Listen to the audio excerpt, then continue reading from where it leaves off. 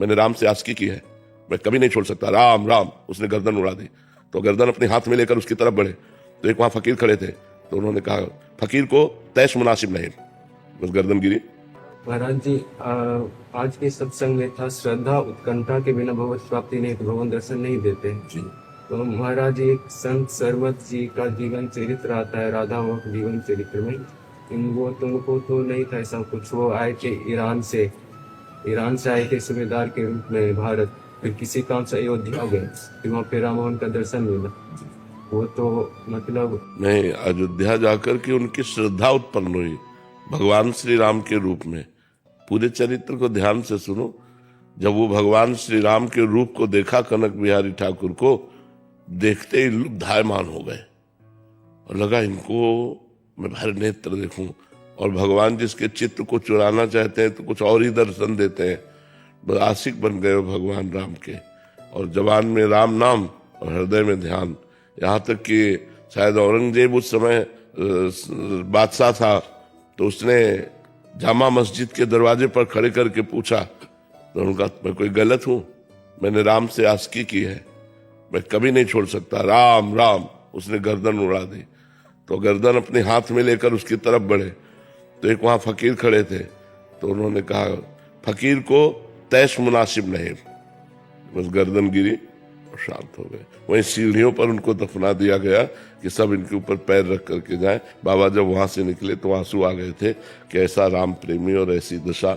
यही वास्तविक प्रेम का स्वरूप है कि प्रेम के लिए अपनी गर्दन भी चढ़ा दे, जिसे गुरु गोविंद सिंह के दोनों बेटे दीवाल पे चुनवा दे। ये सब बहुत बड़ी बातें हैं। जब धर्म के प्रति प्रेम होता है तो हमें प्राण बहुत छोटे लगते हैं, धर्म बड़ा लगता है।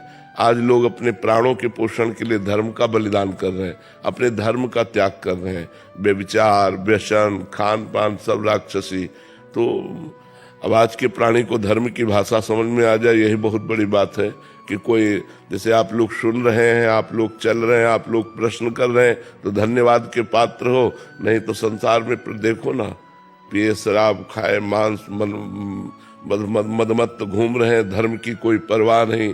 हमारा क्या धर्म है, हमारी क्या जीवनी है, कोई मतलब नहीं रह गया। तो बड़े धन्यवाद के पात्र हो आप लोग जो सत्संग सुन रहे हो, संतों से प्रश्न उत्तर कर रहे हो, अपने जीवन को संभाल रहे हो।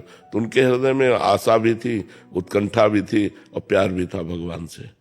हृदय की बात होती है ना, उसको बाहर कैसे जाना जा सकता है। देखा, देखते ही लगा ये मिले तो आशा हो गई ना, और इनसे मिलना सर्वश्रेष्ठ बात है, उत्कंठा हो गई ना।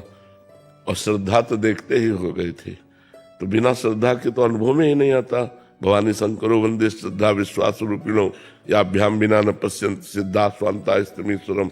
यदि श्रद्धा नहीं है, ऐसे ही देख लो, हम किसी से प्यार करें, उससे अपनापन ना हो तो प्यार कैसे हो जाएगा। जब हम अपनापन करते हैं तभी तो प्यार होता है। ये मेरा, जहाँ मेरापन आया वहीं प्यार हमारा होने लगता है। चाहे उस वस्तु से हो, चाहे व्यक्ति से हो, चाहे स्थान से हो, किसी से भी हो। ये स्थान मेरा तो उस स्थान से प्यार हो जाएगा, ये पुरुष मेरा तो उससे प्यार हो जाएगा, ये वस्तु मेरी तो उससे प्यार हो जाएगा। जहाँ अपनापन लग जाता है वहीं प्यार टिकता है। तो हमारा अपनापन यदि भगवान में लग गया, भगवान मेरे, तो हमारा प्यार समिट करके भगवान की तरफ हो जाएगा, जीवन सार्थक हो जाएगा। नहीं, जीवन तो नष्ट ही होता चला जा रहा है। रोज का रोज आयु क्षीण होती चली जा रही है।